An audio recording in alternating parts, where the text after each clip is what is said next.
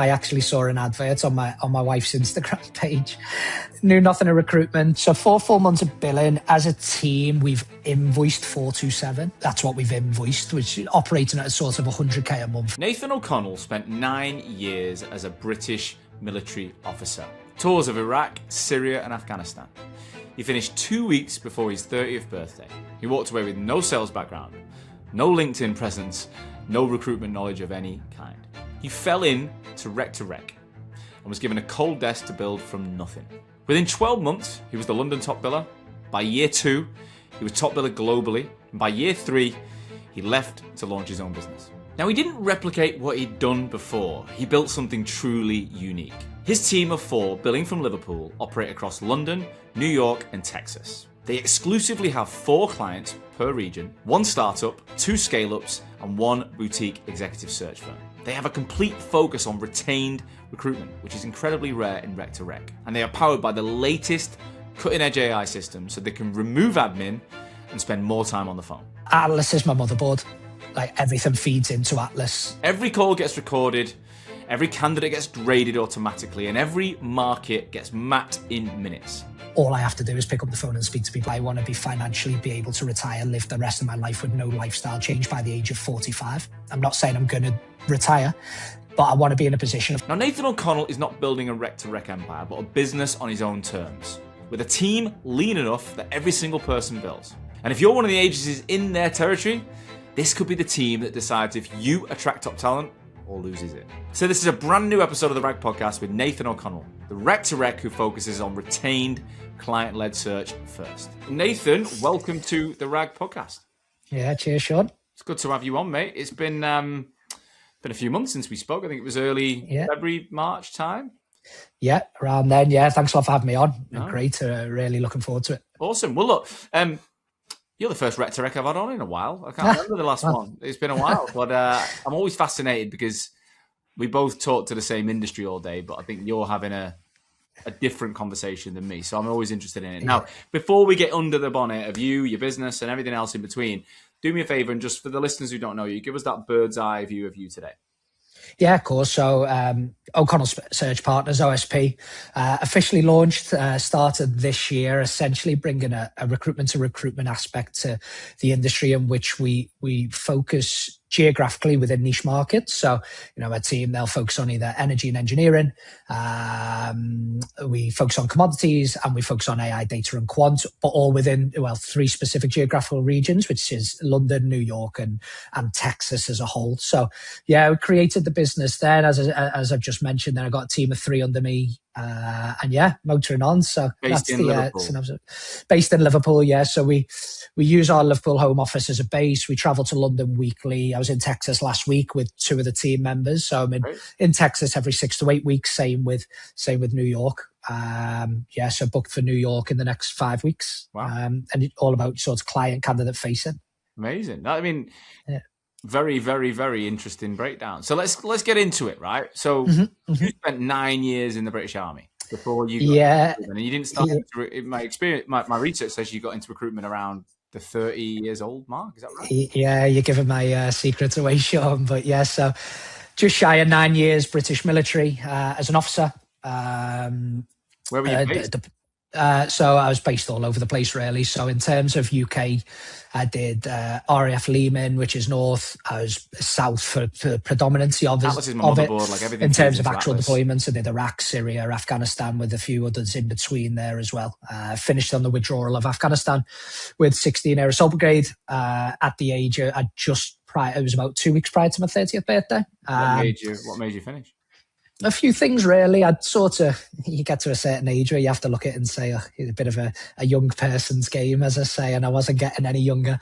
Loved it. Absolutely loved it. Give me so much grounding. But I've been with my now wife since we were 18 and 19 years of age. She qualified as a chartered accountant and was starting to kick on in her career. She'd never moved with me. She'd always spent time in Liverpool. And Couple of things happened in the military and coming into the middle and back end of COVID. And I thought, right, look, new career change required. I'm going to come out. Didn't really have funny because of the jobs I did, which I won't labor on this sort of platform, but because the jobs I did, no Instagram, no Twitter, no anything whatsoever. Hadn't even really touched LinkedIn. Actually offered a job in as an operations director for the National Nuclear Laboratories, which sat down with my now wife and we talked through, and that'd have been, I'd have been away more with them than I would have in my old job. So yeah, that's kind of the pre-recruitment story, really. How the hell did you get into Rec to Rec? Yeah, great question again. So a good friend of mine, he was part of the operations team at R2R Global. I reached out to them. I actually saw an advert on my wife's Instagram page. Knew nothing of recruitment. Got into them, and you know what? Open and honest conversation. I fell in love with the business. It was a business that was driving forward in the right way. Culturally great. A lot of people that I knew in the business, and to me at the time, there was no difference between recruitment to recruitment and traditional agency recruitment because I didn't know. So I didn't know at all. Traditionally, what you find is either internals or ex-recruiters getting into the recruitment to recruitment space and utilizing the network that way. Whereas I just jumped at it head first. Where were you based? Were you staying in Liverpool in the beginning? Or? Yeah, so very similar setup, to be honest with you. HQ in Liverpool, they had a small office in London. But again, they a truly international business. They just operated from here and, created a great business, to be honest with you. Focused on very similar mantra to myself now. But I'm interested in how you took to it, because I personally worked in a business, Benquist, where they had a thing for ex-military. Like, we must have hired at least 10 in my time, which were from, we had like the Army, we had the Marines, we had the SBS. And some worked out incredibly well, and some were really not fit for it. Yeah. There was kind of like, it's a bit like saying anyone who played sport should be in recruitment. Like, it doesn't quite work that way. So how did you find that? And I know your performance, you were top biller in the business within a year. So in what did you do? How did it work? Yeah, great question, Sean. I use a military analogy just to give you an understanding of how that transition happens. The military tends to have three types of people as you walk onto a floor. There's the people who have had their time getting out and they're done. You've got the people at the top end who really want to drive forward and make something of it. And in the middle, there's always a decision point. You've got those people that say that the military is the worst thing in the world, but they stay in forever and take the coin. Or you've got those people who have got a decision to make. Do I go to the left-hand side with the people who moan about it and stay in, or do I go to the right with the high achievers? Recruitment's the same. You'll have business owners on this, right? You'll go onto a sales floor that'll, you've got the low performers who, they're trying hard to get there. You've got your steady eddies that are getting on it. You've got your high performers. And in the middle of them, you've always got an apple somewhere, whether good, bad, or whatever it may be, who, recruitment's this, recruitment's that. I don't like it, but they never leave. Yeah. Military's the same. And I'd like to think that I left the military as a high performer. I left on my terms. I'd done a really good operational service as well at a time where a lot of my friends hadn't. I was selected for a lot of tours, and I left at sort of what I would class as high performing. And I just brought the same mindset to recruitment. I think it helped, to be honest with you, that I had no preconceptions or misconceptions of what the industry was. My goal in that business, just to give you a bit of a further background and picture, was I was brought in, and they took a massive risk on me, just to be clear, no experience in recruitment, but to grow a cold desk focused on energy, renewable energy businesses, recruitment businesses within London. So a really niche market. Everything there was niche, but the aim here is get to know everybody, get to know all the businesses, decide who you want to work with, and make money. I think my very first client, I won a full retained client who I'm still friends with the MD to this day. And then it was just a case of the first 4 to 6 months is work out who you want to work with, what good looks like, what great looks like, what it doesn't look like, try not to get missold, and have the honest conversation with yourself about making mistakes. Just be free to go and make them. And that's what I did. I mean, to this day, I'm still making mistakes. I'm not scared of them.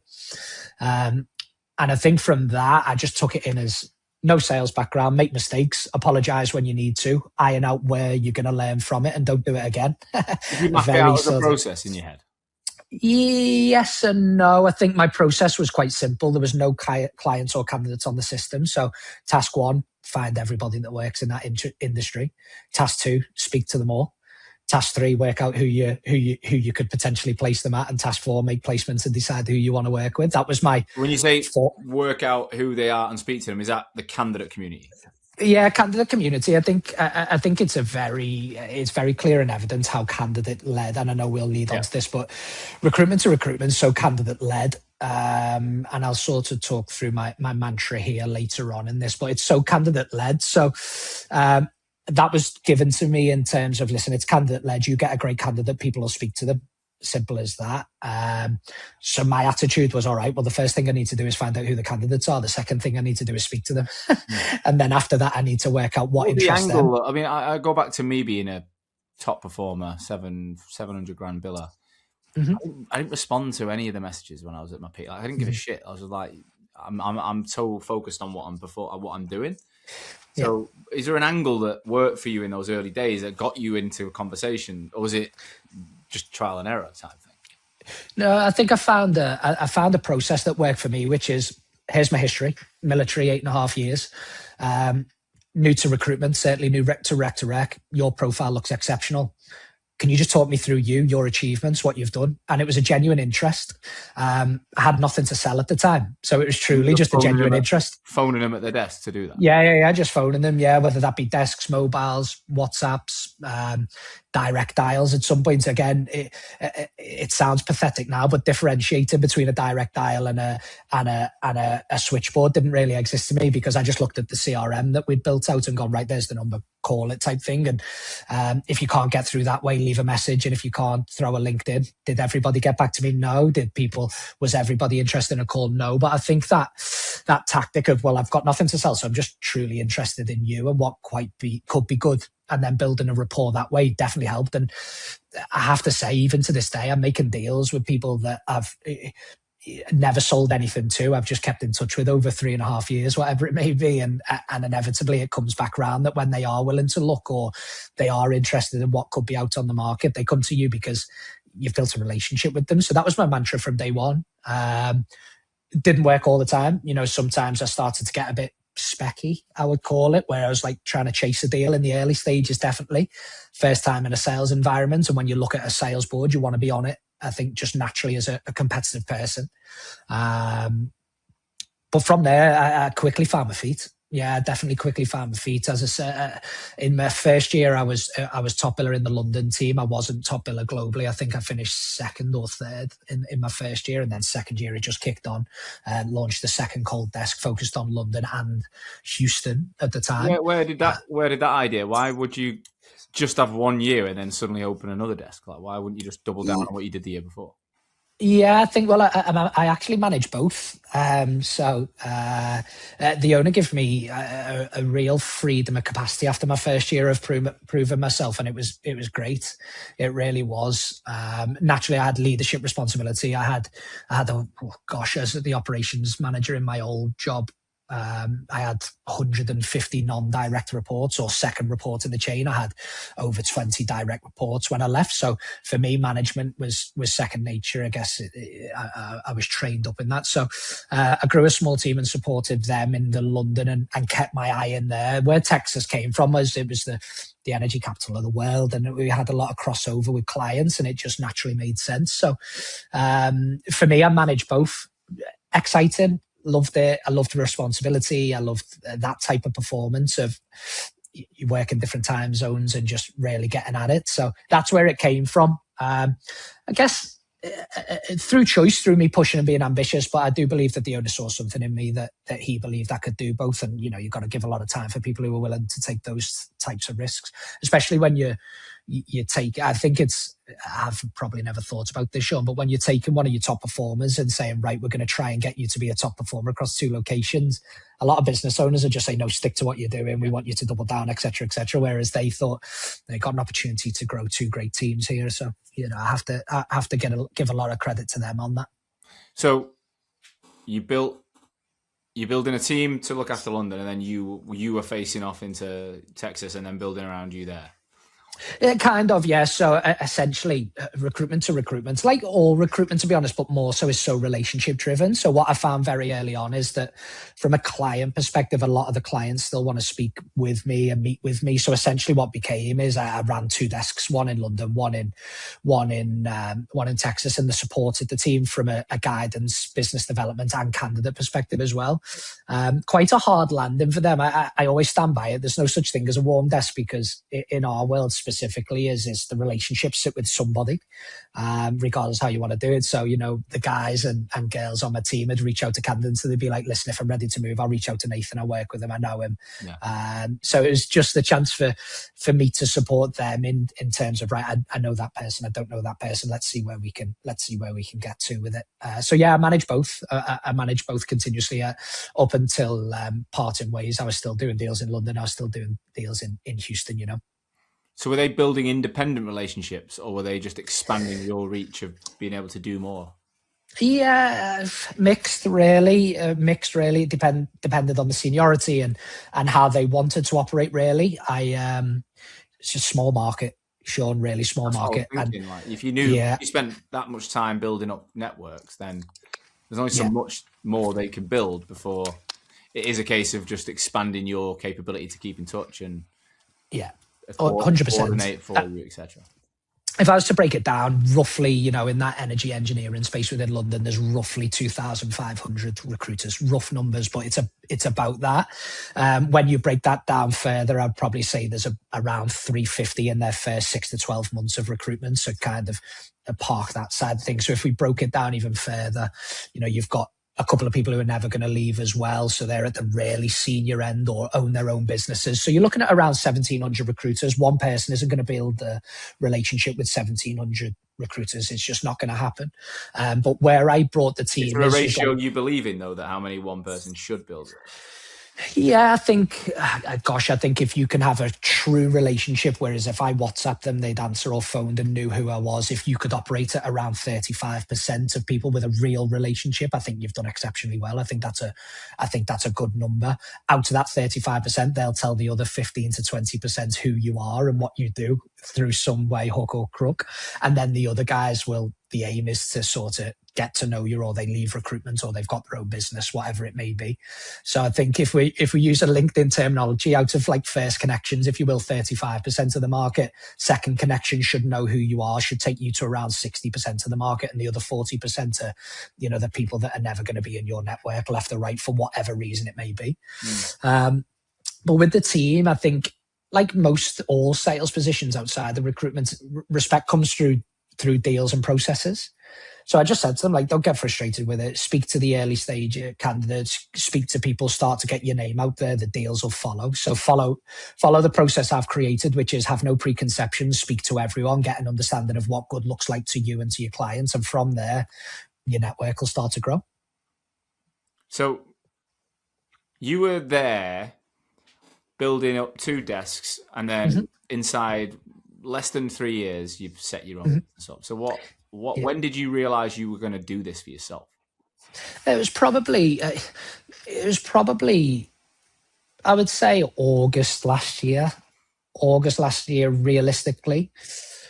I come from a military background, and I'm sorry to keep linking back to that. It's not the most entrepreneurial of industries, right? Its whole sort of operation is to, keep you in, keep you progressing, promote you, and be a career man or woman. So jumping into this background, a lot of my clients are privately owned entrepreneurial businesses, right? Yeah. And it's infectious, like truly infectious. And to marry up the two, both jobs are risk taking. And I just thought, give it a go. I'm mid-30s now, as you can tell, grey hair and wrinkles around the eyes. Wait, don't start that. Yeah. looks cooler on you, I can assure you. But mid-30s, married, got my own house. Don't mind sharing it on this podcast at all, but, going through IVF with my wife. And I thought, you know what? There's always a reason not to. Try finding a reason to. And you know what? I just thought... I do like that. I completely empathize with that, though. And I can't say I went through that because my clients were big corporate insurance companies, right? Yeah. So, yeah. But obviously being that close to the founders and seeing what they were doing, I felt like I had the capability to do it, but it took me longer. Like I was there for 5.5 years or whatever. But if every client I dealt with was, even now, like my client base is the same as your client base. So like, to me, they reinforced the reason why I'm still an entrepreneur. And almost you build this network. You're like, why wouldn't I be an entrepreneur? Fucking my network's an entrepreneur. But I can imagine why you get to a certain point, you think, I'm doing well financially. And I imagine you were earning pretty well at this point. Doing well, yeah, really well. Yeah, doing really well. Like, really proud of what I'd achieved in a short space of time. Really proud of it, to be honest with you. But I think it's a few things, isn't it? It's a goal of financial freedom, I think. And, you know, with a target in my head of when I want to achieve that financial freedom, which I've got. And also an opportunity to create something of your own. You take what's good and what's bad out of businesses that you've worked in or your own experiences. And it's not to say that you can do it better, but you can do it your own way. And I think that was the real driver for me, in terms of, I want to create something in a way that I like to work, and I want to have a culture that works in that way. And from there, if we can do well out of that, I think we're in a good place. And that was always the driver for me. So yeah, I bit the bullet and did it, you know. So OSP is O'Connell Search Partners, right? So it's after the name. Vanity. Again, I quite like the acronyms. I love it. But on our pre-call, my research told me that you're pretty clear that you felt like the way rec-to-rec firms operated is not necessarily how you would want to work. Sign as many clients as you can, push out CVs, fastest finger first. You know, you said you felt strongly about the way in which you wanted to work. So what specifically did you see that made you think, I need to do this differently? Yeah, I mean, I think there's so many ways that you can skin recruitment, right? We see it in agency recruitment. You've got, you know, contingencies, partly retained, fully retained, whatever it may be. People do things different way. And, you know, as you grow through your culture, you find what works for you and what doesn't work for you. The recruitment to recruitment market works in so many different ways. And that's why it interests me. And, I try to network with as many recruitment to recruitment headhunters as I can to sort of build up how they do things, where they do it. I digress slightly, but the big thing for me was, Sean, you know, when you're in a position and you've essentially got a candidate as an example, and two of your clients who you class as friends both want to offer that candidate, and you're in that heartbreaking position of, am I playing two people off each other here? And you're genuinely not. You're trying to advise as best as you can, but inevitably the individual makes the decision of where you're going to go, and that break of having to phone a friend and say, listen, I'm really sorry, I couldn't get them over the line for you, they're joining X. I took a step back and wanted to, that's at the real, like, cold face of the decision making. One of the things I wanted to design is, let's eradicate the need for that. I was very fortunate enough to work with some really senior out-and-out executive search firms and out-and-out boutique executive search firms, and get a grasp of how they operate with their client base and what they do. And that then introduced me of their way of working retained, and we can go on to retained, but because I know that's going to be a key talking point within the rec-to-rec space. But actually the way they do it is so client-focused that, you know, there's no way that they can use anyone else. So what I wanted to create here was that a group of consultants who are specialized in their space. So, you know, if a client phoned me and said, listen, Nathan, we need somebody who focuses on software dev, I'd be like, I'm not your guy. That's not me. I don't speak their language. I don't have a network in it. It's not me. So my guys and girls, they work on a really specific niche, whether that be energy and engineering, data, AI, and quant. Commodities is essentially our three pillars. So become a specialist in that first, because you get to know the language that your clients speak, but you also get to know the language that your candidates speak, how they are, what they like in their spare time, generalist, right? The second thing was only have a niche number of clients in a geographical area. So traditionally, we will sign a startup, a boutique executive search firm, and two scale-up businesses that do slightly different things. 99 times out of 100, they will have a specific need, whether that be, we need a team leader to come in and grow a desk from cold in this space, or we need a director who's a billing manager to come in and do this space. We then create a long list in that geographical area of everybody who's relevant, up to date, know what they're doing. And then we speak to all them.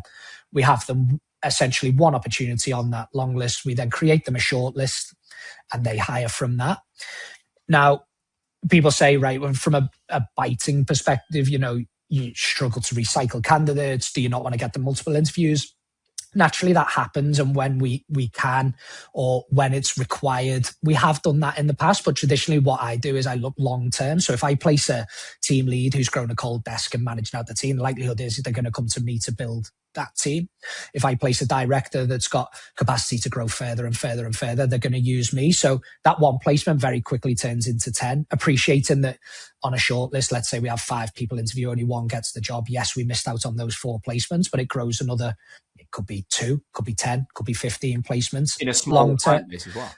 Yeah, in a small client base, exactly it, right? And then you become, personally attached to that business. You sell it correctly, which I think is important. There's no misleading.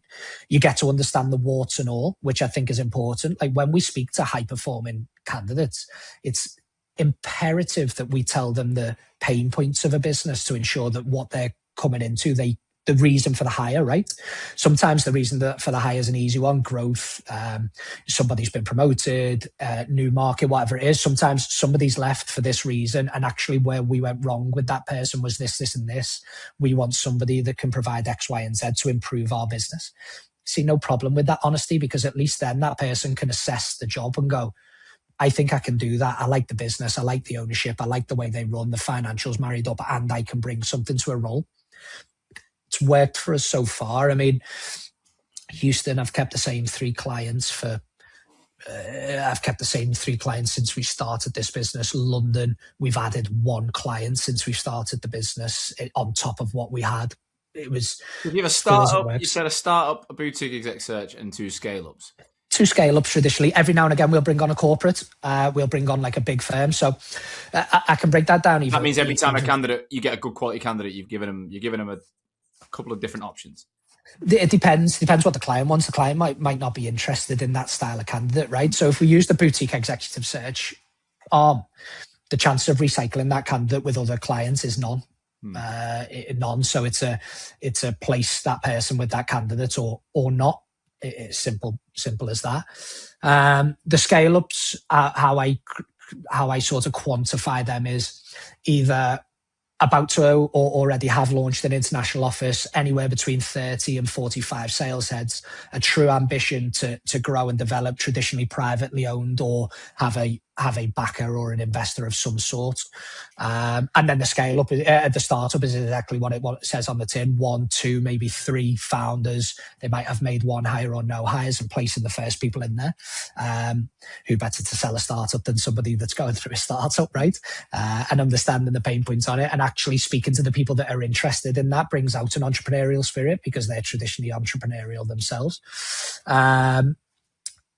Going back to your point though as well, a lot of our clients will provide us with specific needs. They won't. It's very, very, very rare I'll take on a role where they go, we'll interview anyone from senior con up to managing consultant with 3 to 10 years experience and roughly looks like this. Traditionally, we don't take that on as a search. Traditionally, our clients will give us a specific job requirement. What you're saying is you're almost going complete 180 from what you were doing when you were trained, where they were like, go and find the candidates, and you get a good candidate, you'll find a role. Mm-hmm. You're going the other way. Now, if you understand that for 3 to 4 client model, like, have you worked out a ratio of how many roles you can fill a year in that with that number? Because otherwise you could be really limiting yourself. Mm-hmm. Absolutely. As an individual, so if we just backtrack slightly, but that's across 3 geographical regions as well. But if I just focus on London for now, the startups is traditionally 4 to 8, depending on how aggressive they are, a year, depending on how aggressive they are. So either 1 or 2 a quarter. Your boutique executive search firms traditionally I'll be 2 to 3 hires a year, but traditionally they're really senior, good fees, but few and far between. With the scale-ups, it could be anywhere between 10 to 12 hires if I was bringing out an average. So if we break that down across the bottom end of what I was discussing there, you're talking 27 hires as an individual through me. What's an average deal value for you on that? As it stands this year, in the UK, we're operating at 15,000. In the US, we're probably operating just shy of £20,000. So in the US, we're operating at around 18.5k, 19k pounds, and in the UK, 50. 12.5 to 15. Right. Yeah, but I'd say 15 as of so for today. the amount of work, to do the same amount of work and get more in the US, why bother with London? Through experience, London is always it's steady. And what I mean by steady is economics don't really change the recruitment market from my perspective. Appreciate it affects it from a client perspective, but to sort of go into that deeper, client A, market's not great. Traditionally in London, what they'll do is they'll look to find recruiters who can bring in a new vertical or grow something cold or grow something fresh to the market. Economy is great. We want to plug into these teams that are doing really well. Yeah. And it tends to stay steady. America can be more volatile. So if we use start of last year, it was an anticlimax in the US, Mr. Trump and everybody was believed that the economy was going to kick on. We're going to provide more for oil and gas, manufacturing, drilling, all this. And it kind of didn't come to fruition, throw in a couple of wars in there. And hiring really slowed down in the US. So for me, it's steady line in London, whereas America can be quite up and down. Now, to sort of contradict my point there, what I find is, again, a lot of my clients are international. So I'll have the same clients here in Texas and if I can, New York as well. So I'm really building up a small network of client base, if you will, but personal. I'm making placements all over the globe. Are you doing just commodities and then someone else is doing just, is it the same clients or is it 4 in commodities and 4 in energy? And is it actually London is 3 different divisions or is it? Yeah, so each division we tend to bring between 3 and 4 clients. So that's where. So for my, again, let me cross hatch that a little bit. My other process was that I need clients that we can put that link. So the commodities sector, it really does link to the energy and engineering sector, or what they call industrial sector.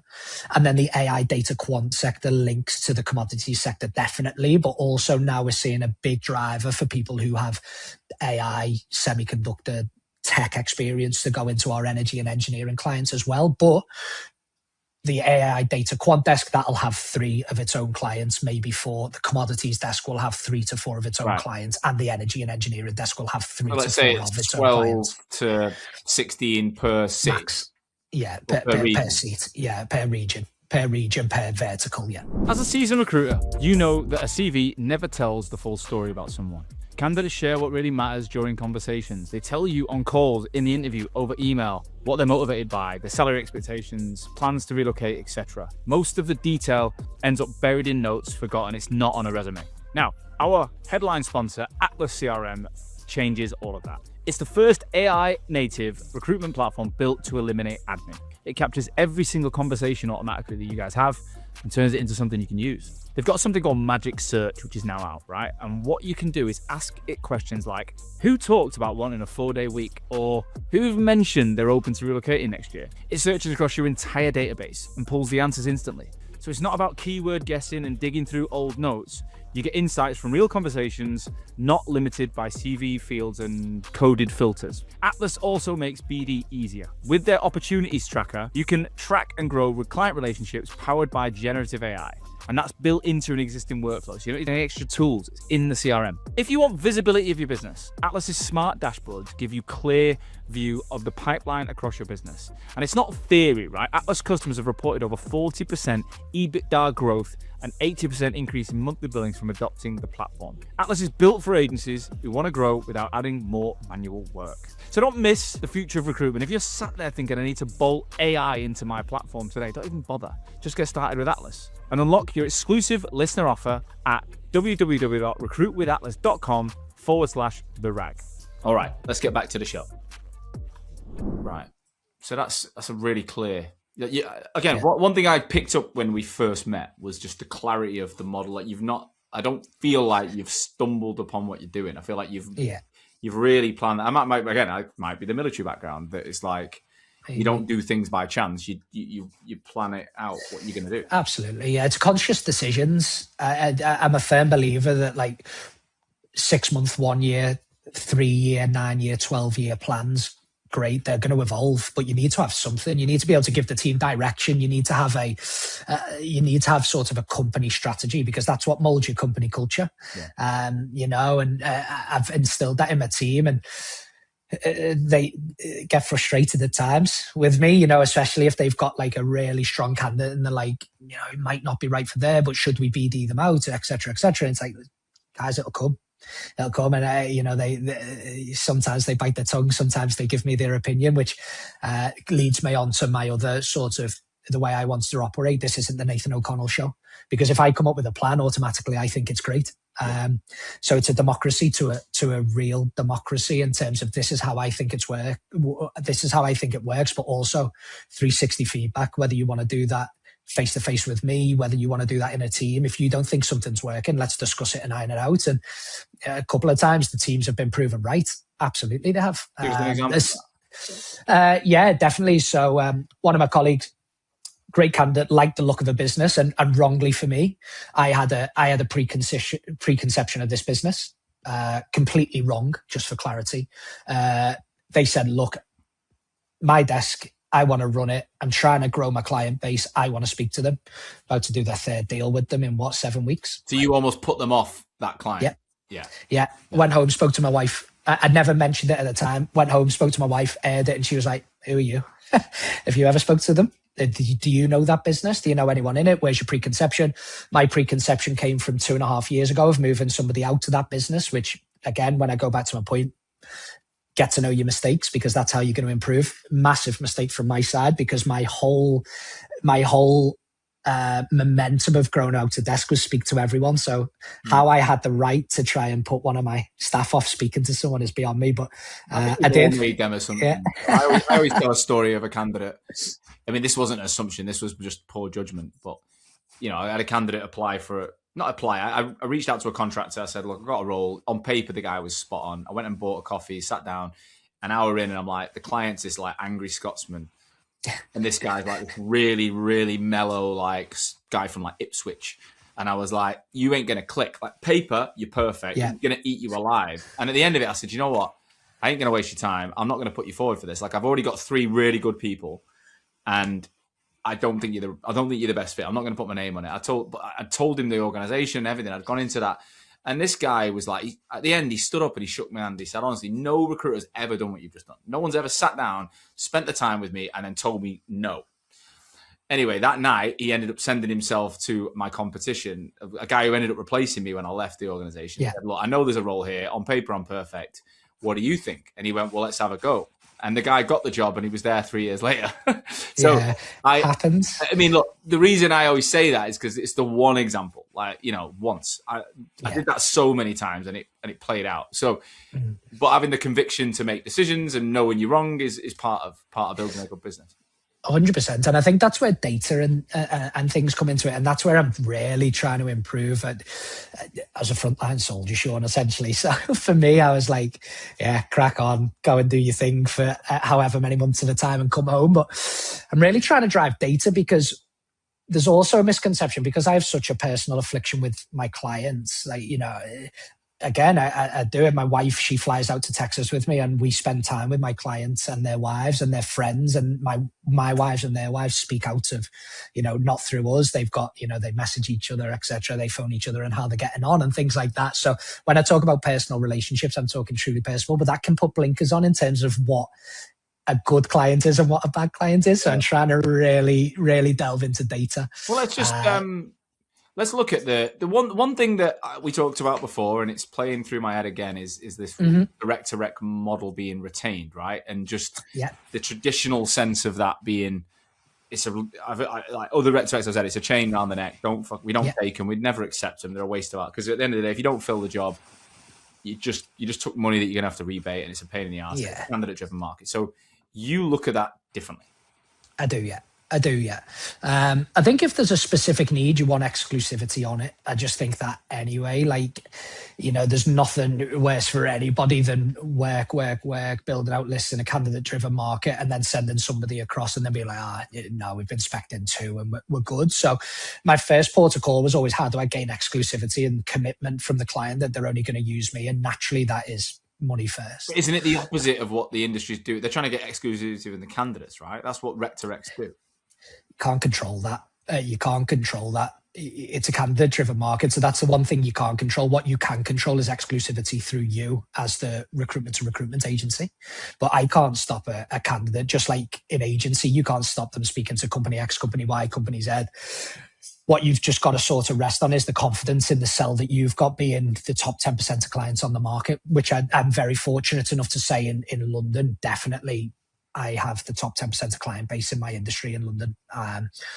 If people choose to go elsewhere, it's not because the sell wasn't good enough. It tends to be, if we're being crass, it tends to be financials traditionally, like crazy offers, or I apologize, I nudged the table there, but crazy offers or an enhanced commission scheme, which sometimes you have to be open and honest with the client and say, look, don't compete with that. We'll find you someone else, because inevitably that person's still a salesperson at the end of the day and they have to hit it, and you can't fault that person for going for that.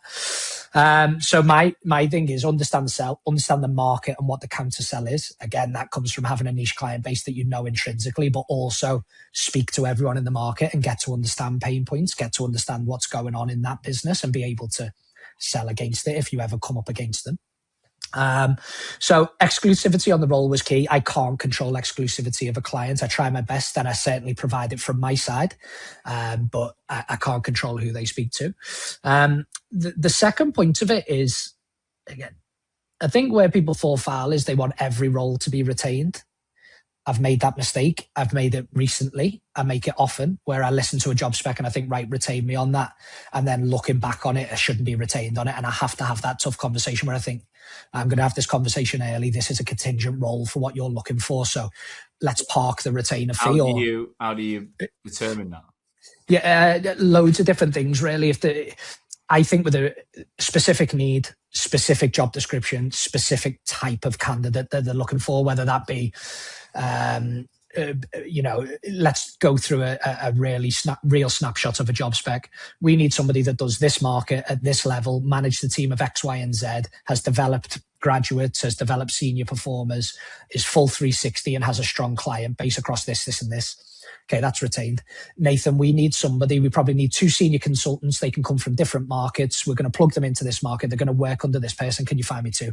Ideally, you wouldn't want to retain on that. Or, we need a relocator. You can't really retain on that because it's so... So would you still work the contingent role? Absolutely. Yeah. Because again, it comes back to my client base. My client base, sometimes they come to me and say, we're not going to retain you on this, but we want to work with you on it. Some roles, it's like... exclusivity on it. Yeah, pretty much. Yeah. Naturally, a client's going to turn away a spec in that's really good. No, and I don't expect them to at all. And I come up against that competition regularly. But I also know if there is a specific need within that business, they'll provide me with the retain model. And on a retain solution, the chances of that getting out and somewhat a competitor sending a CV against that, what happens in that instance? A conversation between us. Again, it goes back to the relationship. Listen, Nathan, we've been sent an ideal candidate. Are you content for us to interview him and say, hey, listen, you're trying to grow a business, of course, interview away. I'll continue providing candidates on the precedence that if you do end up hiring that person, we either switch the retainer to something else or we have the conversation. I'm not one of those, and this is probably a detriment to me, but I'm not one of those that goes, hey, listen, if you fill this externally, I'm walking away and you owe me a fee, etc., etc. I'm trying to help these clients grow, and I want them to grow because inevitably, long game, if they hire the best people, whether through me or not through me, inevitably I'm going to make a relationship with those people as well, being able to support that business, and I'll help them grow the team. So long game, I get it. You're thinking bigger, aren't you? You're thinking bigger. Always. What about a client that perhaps isn't yielding the volume that you need, and because you've only got 4, have you had to go, well, actually, this client hasn't delivered what I expect from one of my 4, therefore I have to change that? Yeah, it does happen. It definitely does happen. And look, I think sometimes, certainly through my full career, clients have said to me, like, the performance isn't there. Like, that absolutely happens. Again, not afraid to admit that. And we've had that conversation where it's like, no problem. This is where I have performed. This is where I haven't performed. This is where I want to improve. Here's all the facts. I'll let you guys make the decision. I've not had a client walk away, to the best of my knowledge, from that perspective. Again, it comes through from your perspective, though. They're not giving you the volume, therefore you've got to walk away. No, to be honest, Sean, yeah, it's a great point. I've had clients that I've worked with that didn't hire for 9 months, and I've kept the contract open. If you've only got 4, then it gets to a point where if 2 of them start doing that, you're in a pickle, right? 100%, yeah. And I think there's got to be a natural cutoff. I think there's got to be open dialogue within it. Every contract has a termination clause, which you can open honestly terminate a contract, and that happens. It definitely happens. I'm racking my brain, but you're absolutely right. I think there's got to be a natural cutoff, probably the 12 to 18 month point from placing somebody there. I would say there comes a point where it's like, okay, what's the situation? Are you growing? Are you not growing? Do we cancel terms? Where are we at? That definitely comes into it. And naturally, you want to continue speaking to other businesses to understand what's out there. You really do want to understand what's out there. What's the line between talking to other businesses and then using them as places to headhunt from because you've got terms agreed elsewhere? Yeah, I think size comes to it.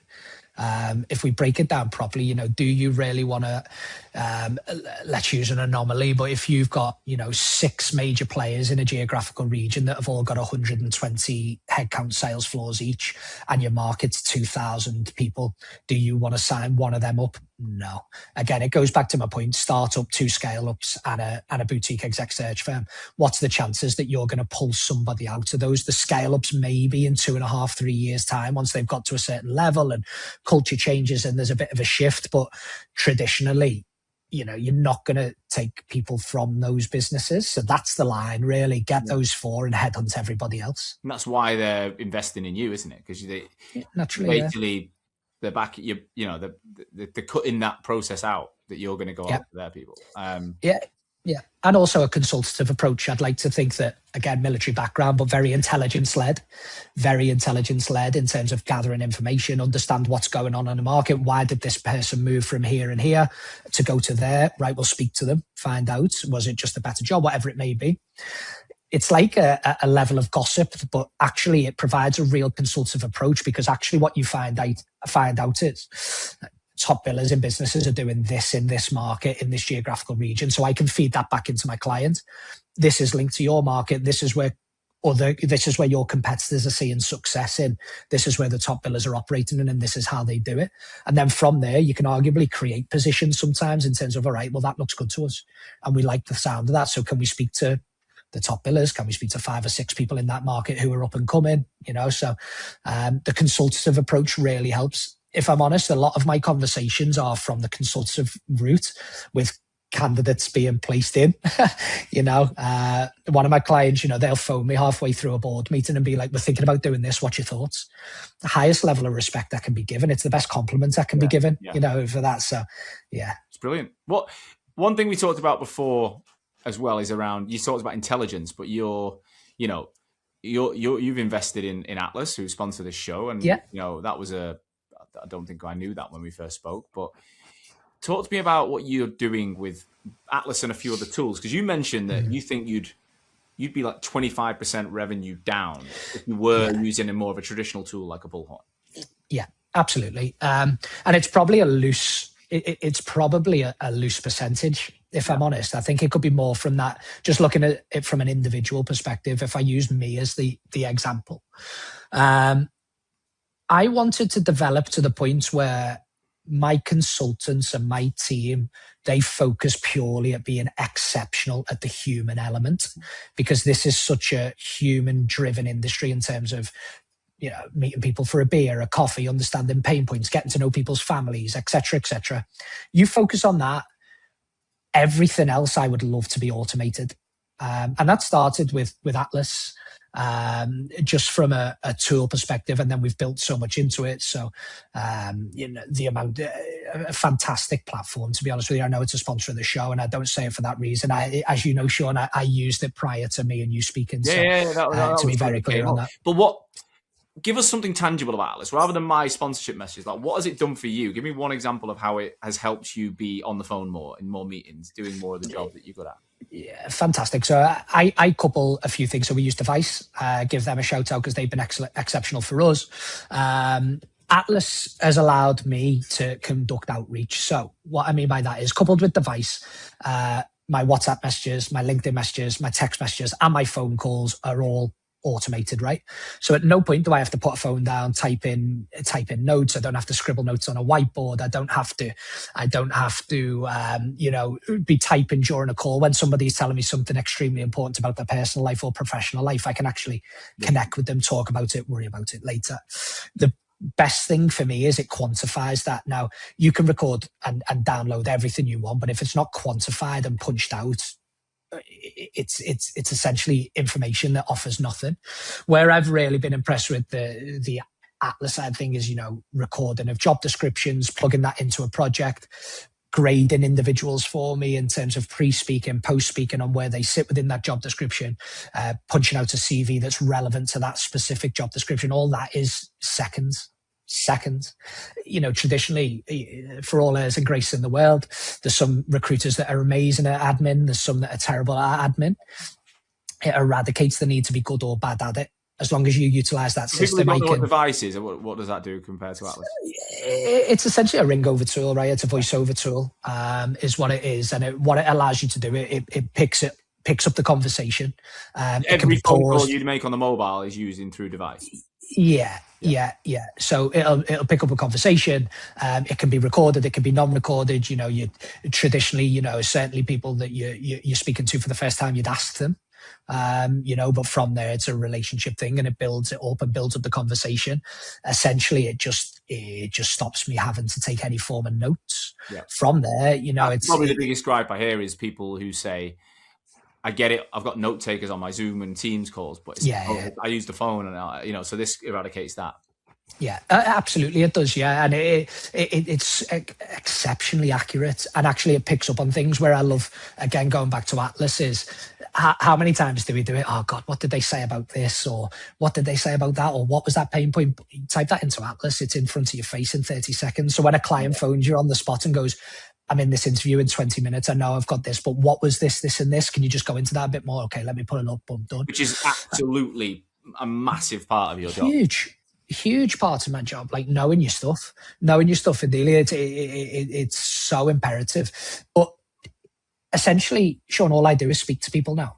I don't have to create profiles. I don't have to type in notes. We've all typed in notes on a phone call when someone's saying, "Oh, I built this last year." Right? Okay. Dash 160K. Was that year, or was that year? Sorry, can you just say that again? There's none of that nonsense now.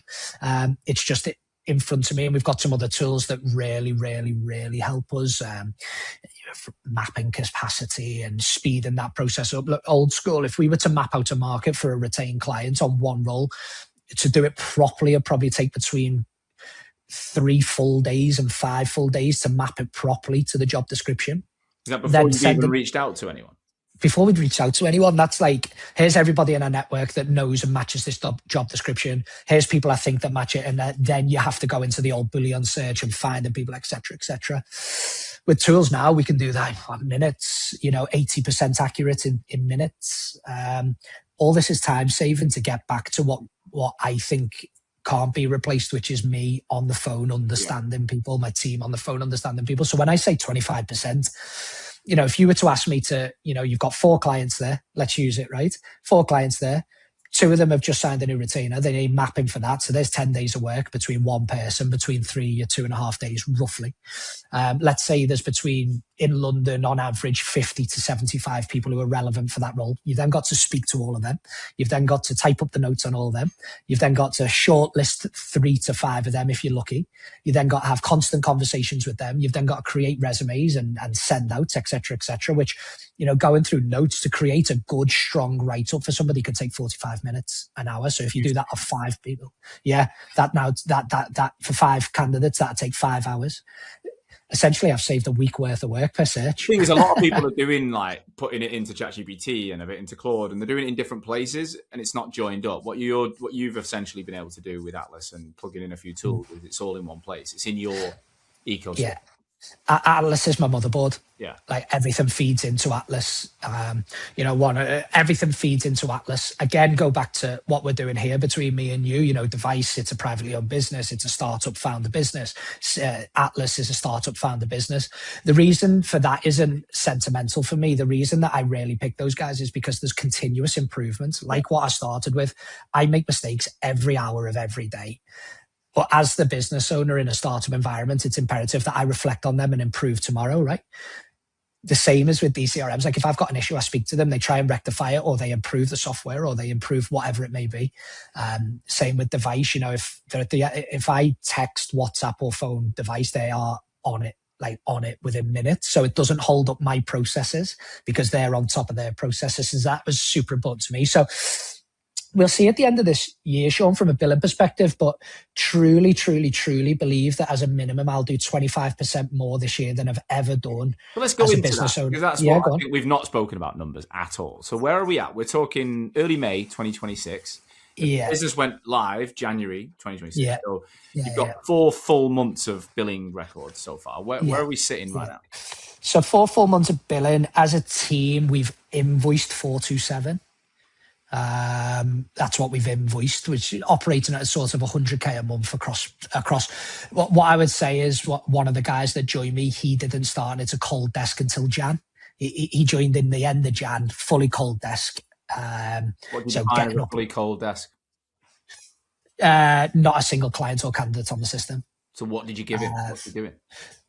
He does AI data quant. I lean on it from a build-out perspective, supporting with the growth of it. Is that an area? No, never done it before. So he did first full 360 deal in start of March. So it took 5 weeks, 6 weeks from starting to full 360 deal, starting to bring on clients in. Is that someone who's got recruitment experience? Yeah. Got recruitment experience, but he's come in. So if we go 3 heads up until, realistically, if we're being fair to him, March, from 3 sales heads up until now, we did that. We're starting to kick on. Revenue as you. So Q1, I did over a third of that. This quarter, my aim is I'll probably do 40% of overall revenue. And then if I can keep it between 30 and 40%, the team are chipping in the rest there. Yeah. I think that's a good model, leading from the front.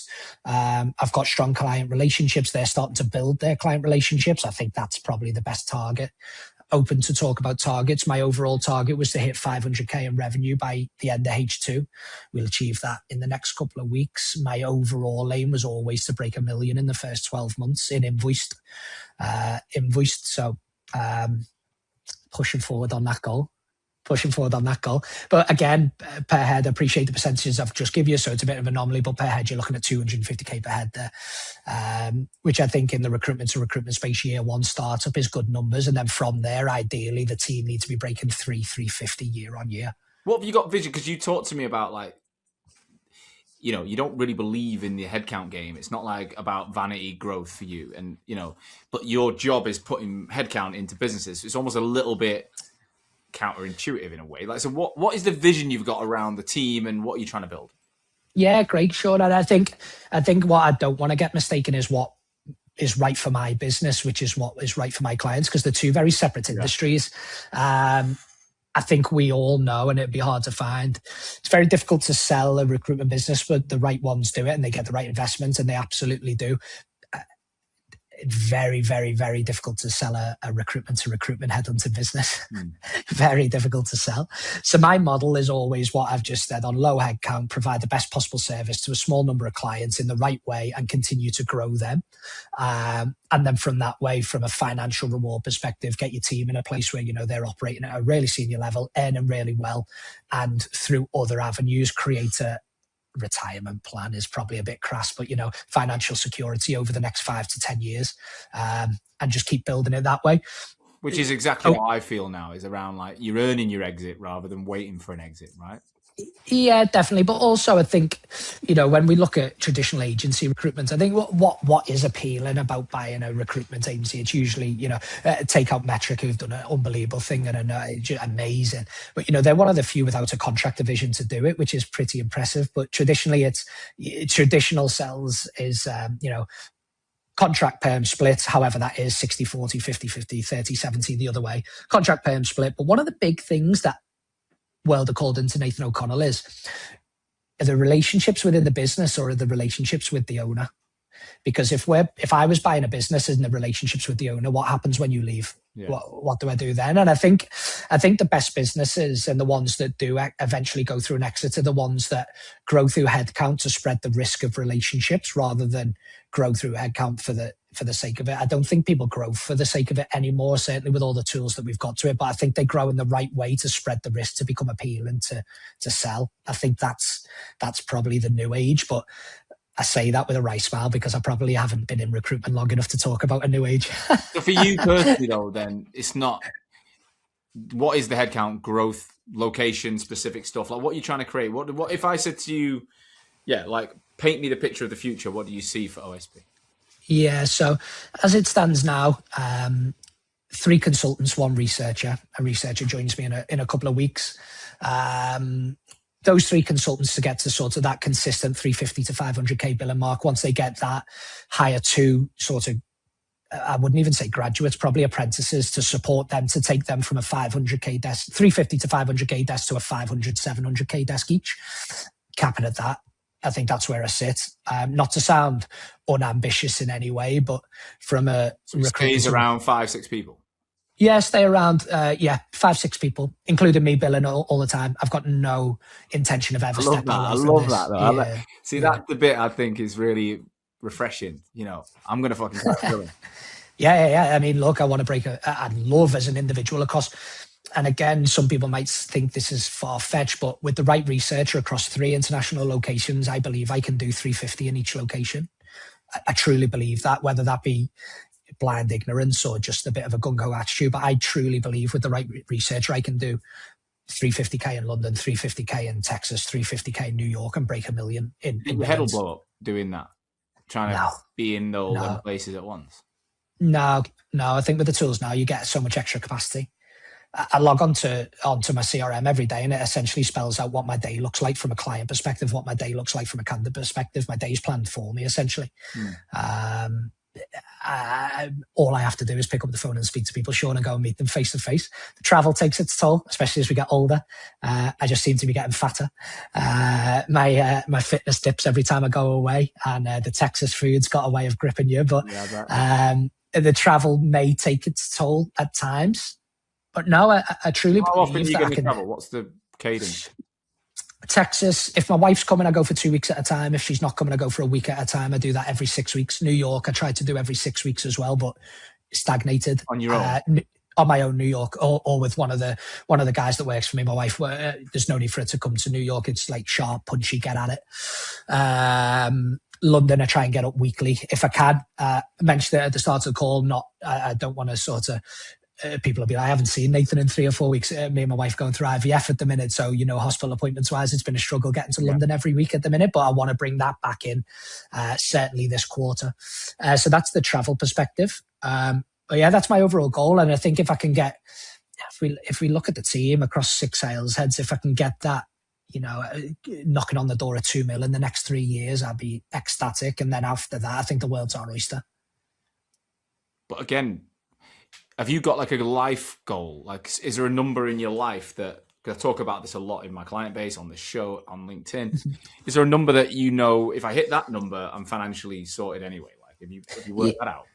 Yeah, so I won't mention them by name, but one of my really, really close clients, they said to me, look, in the first phase, we took nothing out of the business. We just wanted it to pump in and grow and grow and grow. And looking back now, I wish I'd paid off my mortgage early or whatever it may be, whatever you've got going on.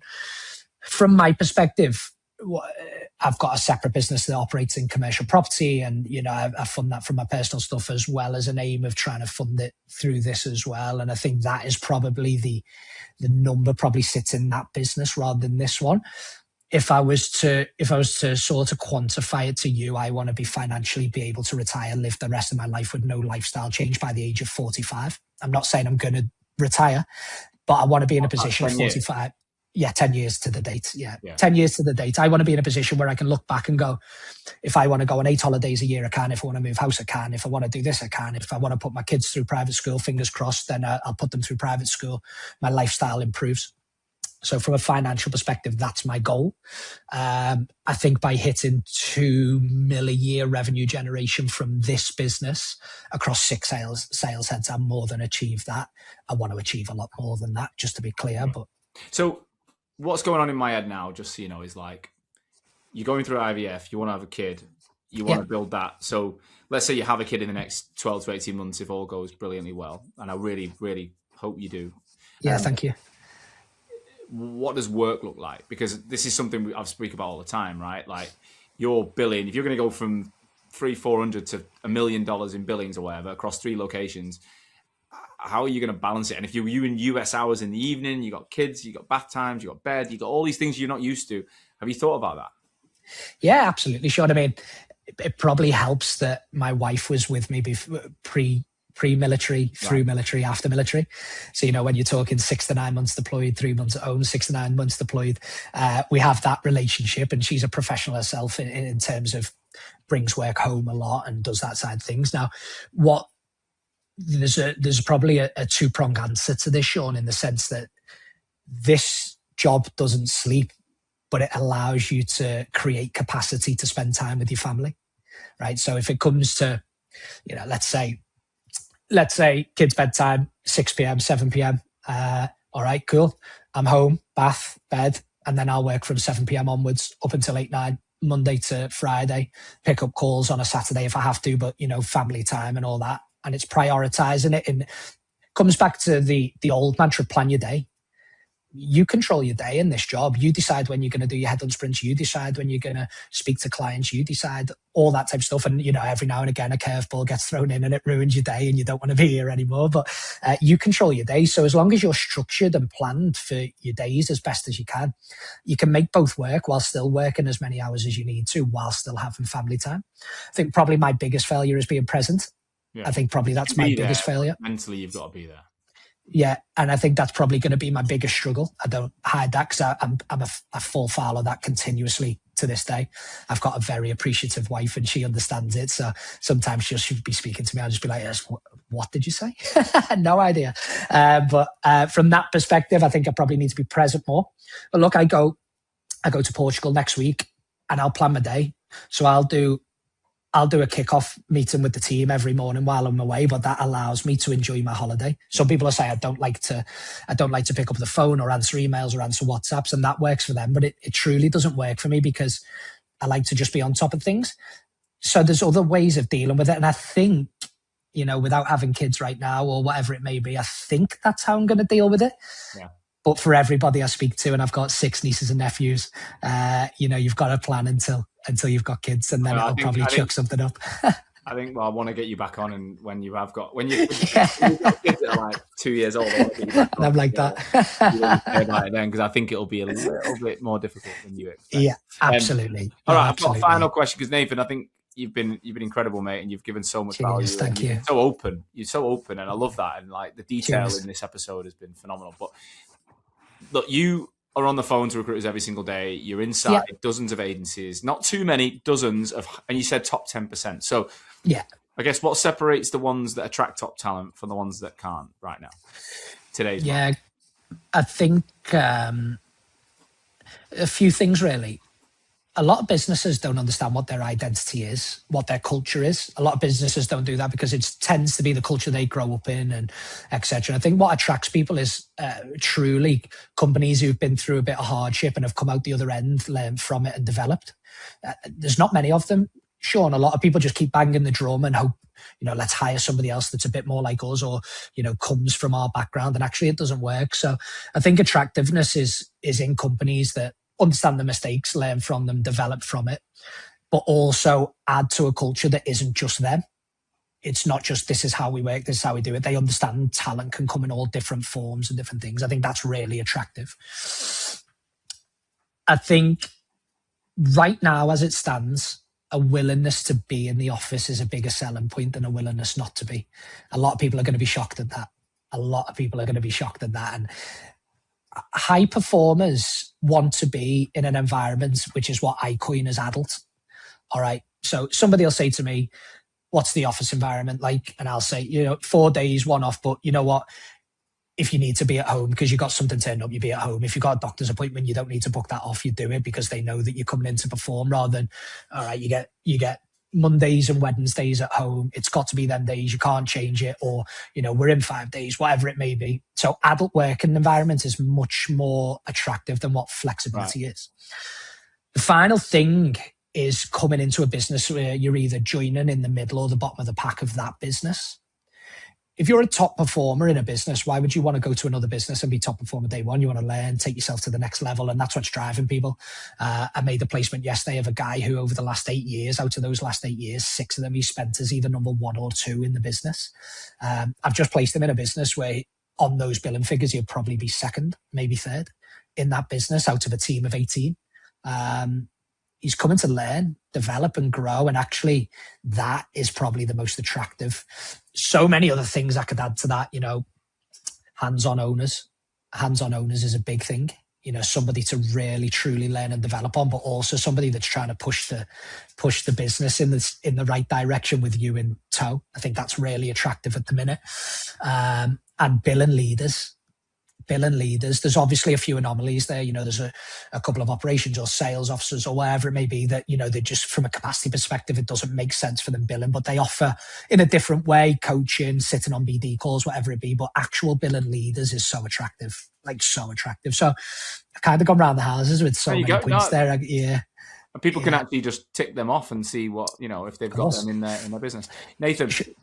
Yeah, I was just going to say one final point, Sean, and it's something that probably people want to touch on. The financial package comes and salary is important, but there's so much more to it. Offering higher salaries and a bespoke comm structure is great for getting people in for the first 6 months, but if the performance isn't there and the culture isn't right, it'll get sniffed out quite quickly. So I've tried to stay away from saying financial package because honestly, if you're losing somebody because of the financial package, I haven't done my job. So I stand by that. It's got to be so much more to the sell. So I'll leave it on that, Sean, unless you've got anything else from my side. Yeah. I think that was phenomenal, and I appreciate you. Thanks. And I wish you the best of luck for the rest of the year. I hope you reach 7 figures. I hope you, the IVF, I know personally from my family how difficult that can be. So I wish you the best of luck there, and I want to get you back on. I reckon early next year. I think let's do an annual catch up next year. See how you're getting on. I'd love to. Honestly, I appreciate you reaching out to me. I appreciate coming on. It's a platform that we all follow in the business. So to get on it, made up. Yeah, so it's great. It's been really good chatting to you. Thank you, mate. Lovely. Thanks so much, Sean. Speak soon. Thanks again for listening to today's episode of the RAG podcast. If you haven't already, please do subscribe wherever you listen to this show. As the more subscribers we get, the more people will listen and the more recruitment owners we can help. As a recruitment founder, you must know that things are changing. AI is everywhere. Cold outreach is getting harder and job boards, well, they're not what they used to be. But personally, despite the negativity, I believe the future is the greatest opportunity of our lifetime in recruitment, because for the first time ever, a founder with 5 recruiters with a clear niche and the right systems can build the kind of influence, reach, and profitability that used to take 500 recruiters and a global office network. The agencies that are winning right now aren't necessarily the biggest, but they are the most visible, the most trusted, and the ones building inbound demand. At Hoxo, we're working with clients who are running multiple 6 and 7 figures in net profit, outperforming the negative noise and headlines. So, to explain what these guys are doing, I've created a brand new free masterclass video for RAG listeners. In this video, it's less than 10 minutes long. I'm going to show you what these businesses are doing differently from the rest. So the link's in the description. Fill in the form, watch the video, and see exactly how this system that these clients are using could work for your agency. Good luck.